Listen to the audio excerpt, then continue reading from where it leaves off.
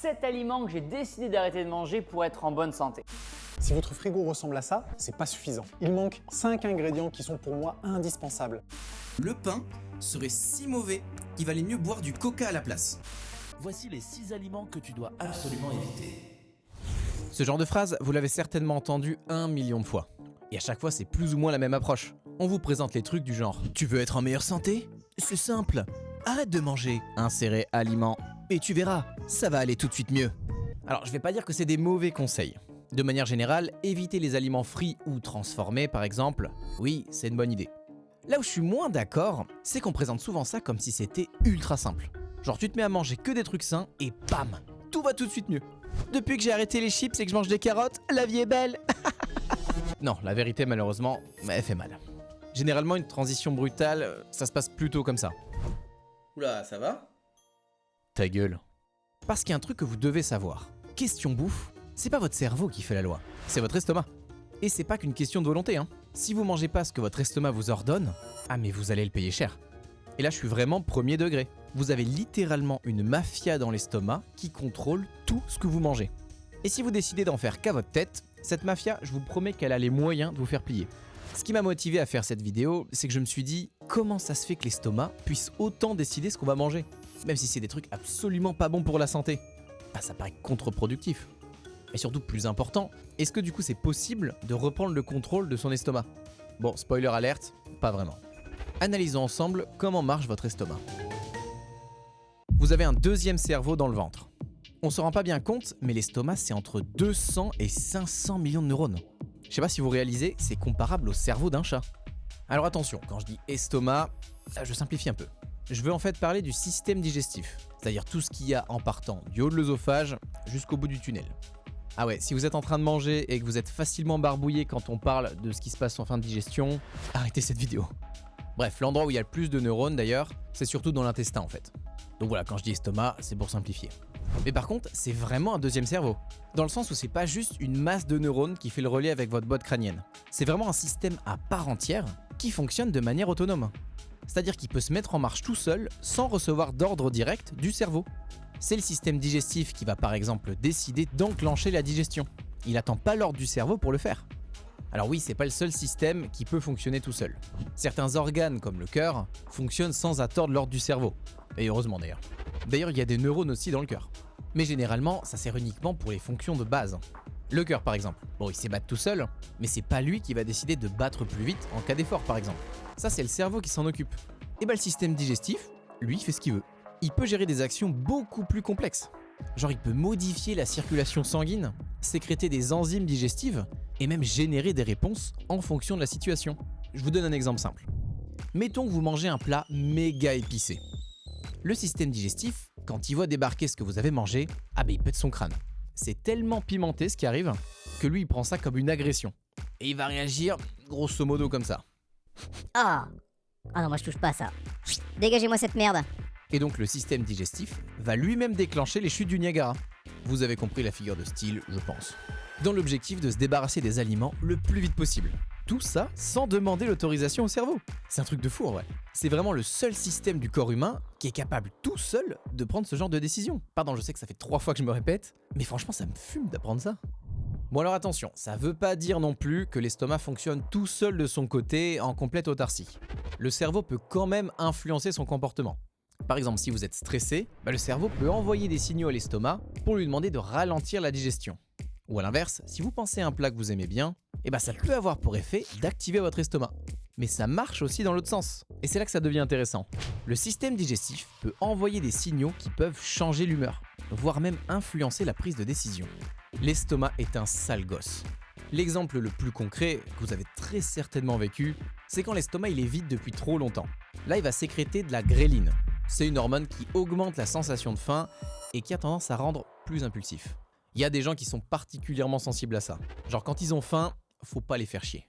Et une des raisons, c'est que l'estomac il est littéralement en train de hurler au cerveau « Oh, j'ai faim! Va chercher de la bouffe! Maintenant !» A l'inverse, une fois que vous avez bien mangé, là l'estomac il va produire des hormones de satiété qui font que vous allez vous sentir bien. Oui, je sais que ça paraît n'importe quoi, mais c'est bien l'estomac qui récompense ou qui punit le cerveau. Dans le cas où vous obéissez à votre estomac, tout se passe bien. Par contre, si vous commencez à essayer de lui mettre à l'envers, oh il va vous faire chier. Littéralement pour le coup. L'estomac et l'intestin sont truffés de capteurs chimiques qui peuvent repérer l'acidité, le sucre, le gras. Dès qu'il y a un aliment non toléré qui arrive, ça va énerver l'estomac. Mais à un point. Déjà on l'a vu, il y a moyen qu'il refuse purement et simplement de digérer ce que vous lui envoyez, quitte à déclencher la vidange. Mais ça c'est que la première étape de sa vengeance. Dans le même temps, il va envoyer des signaux qui vont vous faire ressentir du stress, voire de l'anxiété, voire qui vont déclencher carrément un état de malaise. En gros, vous commencez à vous sentir salement barbouillé. Ça c'est la deuxième étape. Mais c'est toujours pas fini. Ah, je vous l'avais dit, il va vous le faire payer très cher. Dans toute la palanquée de molécules que le corps produit, il y en a une qui est particulièrement importante. C'est la sérotonine. À la différence d'autres molécules comme la dopamine et l'endorphine, qui ont un effet bref, la sérotonine, elle agit sur le long terme. C'est notamment elle qui vient réguler vos émotions, histoire d'éviter que vous pétiez un câble pour tout et n'importe quoi. Bref, ça vous rend zen. C'est vraiment une molécule ultra importante. Si vous manquez de sérotonine, c'est un vrai problème. Parce que vous commencez à péter les plombs pour rien. Et devinez qui est principalement en charge de produire la sérotonine ? Eh ouais, ce bon vieux système digestif. Il y a un vieux sketch de Cyprien qui illustre pas mal ça. Jour 1. Elle est bonne cette soupe en fait. Jour 7. Ma vie, c'est de la merde. Bon bah ça, c'est en partie dû au système digestif, mais qui fait la grève, tout simplement. La réaction de l'estomac à un changement brutal d'alimentation est tellement violente qu'à moyen terme, ça peut contribuer à provoquer un état dépressif. Bon, la question que vous vous posez peut-être maintenant, c'est dans ce cas, comment on peut faire pour changer ses habitudes alimentaires avec un petit bâtard comme ça ?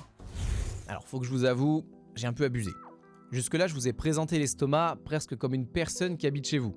Mais c'est pas tout à fait vrai. Le système digestif peut prendre des décisions tout seul, mais c'est pas non plus un véritable cerveau qui pense tout seul. C'est pas lui qui décide de vous faire chier. Mais par contre, je vous ai pas menti. Il y a réellement des trucs qui habitent à l'intérieur de vous. Plus précisément des milliards et des milliards de locataires. Et c'est eux qui influencent votre estomac. La raison de nos malheurs, les bactéries et autres micro-organismes. On estime qu'il peut y avoir jusqu'à 100 000 milliards de micro-organismes dans notre système digestif. C'est un chiffre qui est tellement stupidement élevé que c'est compliqué de se rendre compte à quel point c'est énorme. Pour vous aider, ça serait 2 fois plus que le nombre de cellules dans notre corps et ça pourrait peser jusqu'à 2 kilos. Oui, je parle bien de 2 kilos de bactéries. Alors je dis pourrait parce que c'est un chiffre qui est pas franchement facile à estimer. C'est un point sur lequel apparemment la science a pas encore bien tranché et j'ai pas réussi à trouver de chiffres précis. Les estimations elles varient tout le temps. Bon bref, retenez simplement que le système digestif, c'est une mégalopole de micro-organismes. Il y a des milliers d'espèces de bactéries, mais aussi des levures, des virus et même des champignons. Tout ça, ça s'appelle le microbiote intestinal. Et on s'est rendu compte que c'est eux qui sont à la base de presque tout ce qui concerne notre alimentation. Faut voir ça comme une méga partie de jeu de stratégie. Il y a des factions, des clans de bactéries qui collaborent, d'autres qui se tapent dessus. Il y a des alliances de circonstances, des guerres de territoire. Et ce qui va faire évoluer cette ville microbienne, c'est ce que vous mangez. Par exemple, si vous mangez un épi de maïs, qui contient une grande quantité d'amidon, et vous allez favoriser le clan des bactéries qui aiment bien ça. Et donc elles vont se multiplier et commencer à prendre plus de place. Et du coup elles vont avoir plus d'influence sur votre cerveau. Prenons mon exemple. Moi mon péché mignon c'est le chocolat. Ah j'en bouffe quasi tous les jours. Donc dans mon intestin, le clan des bactéries qui se nourrissent de ce qu'il y a dans le chocolat, probablement qui prend pas mal de place. Si demain j'arrête d'un seul coup de manger du chocolat, et que je mange rien d'autre qui peut compenser, ces bactéries elles vont crever de faim.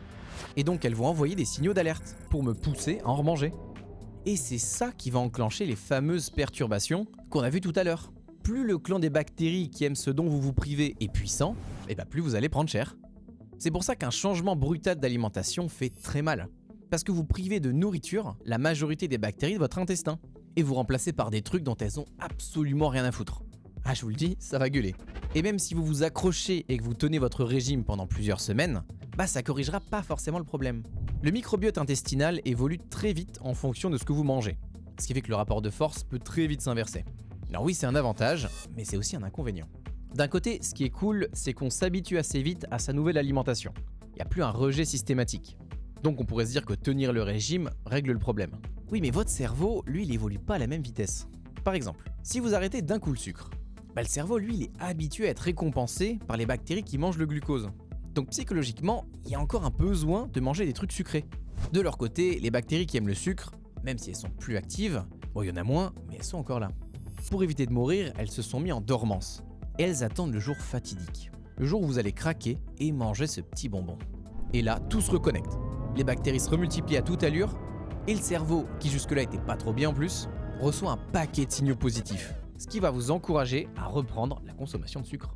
Et comme on l'a dit, ça peut évoluer très vite. Donc en quelques jours, tout peut redevenir quasiment comme avant. Et tout est à recommencer.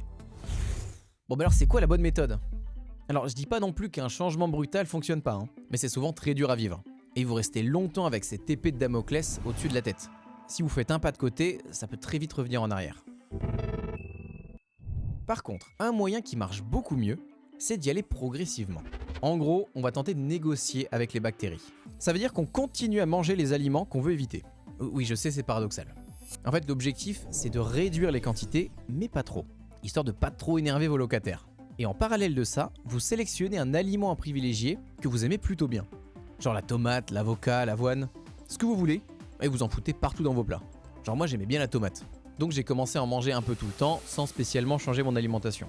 Comme ça, secrètement, vous faites évoluer un nouveau clan, qui à terme vous donnera envie de manger ces nouveaux aliments, et qui viendra vous soutenir moralement à mesure que vous diminuez les portions d'aliments à éviter.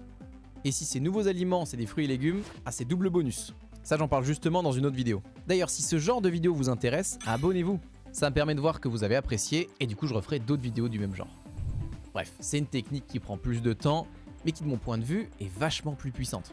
Parce qu'une fois que vous avez un microbiote suffisamment équilibré, et que votre cerveau s'est habitué, votre corps va vous pousser naturellement à manger équilibré. C'est ça qui est ultra fort. Si pendant plusieurs repas vous vous enfilez des trucs de bourrin, vos bactéries et votre cerveau vont tous les deux commencer à réclamer d'autres aliments. Et donc ça vous pousse à vous réguler tout seul. Vous avez tout simplement plus envie de manger une pizza. C'est ça le secret. Manger de la salade ou des tomates, à terme ça devient plus une charge. Ça me rappelle une scène que j'ai vécue il y a quelques temps. Moi souvent le midi pour manger, j'apporte un Tupperware, dans lequel j'ai juste ouvert des boîtes de conserve et mis le contenu dedans. La flemme, tu connais. Parce que là je crois que j'avais des sardines à la tomate et des cœurs d'artichaut. Donc le midi arrive, j'ouvre mon Tupperware, et là t'as un collègue qui lui était parti se chercher un kebab, qui voit ce que je suis en train de manger, et je vous jure, il a pété son crâne. Je vous promets, on aurait dit qu'il allait avoir un haut le cœur. Et je me souviens qu'il m'avait dit un truc du genre pourquoi tu t'infliges ça mec? Bon, je reconnais c'était pas le plat le plus appétissant. Mais comme j'avais déjà mangé un truc de fast-food la veille, premier degré, ma boîte toute pétée là, elle me faisait plus envie que son kebab. C'est dire à quel point c'est puissant là-dedans. Beaucoup de régimes et de conseils nutrition insistent sur l'importance d'éviter certains aliments. Et même s'il y en a qui effectivement sont pas ouf, le problème c'est surtout quand vous mangez tout le temps le même genre de truc. C'est surtout ça qui provoque les carences et les maladies. Si votre microbiote est suffisamment diversifié, je dis pas que ça permet de manger n'importe quoi, mais c'est quand même vachement plus facile de manger équilibré, parce que t'as juste plus à te forcer. Bref, au final, quoi qu'on fasse, c'est l'estomac qui aura le dernier mot. Alors tant qu'à être contrôlé, autant que ça soit pour le meilleur que pour le pire.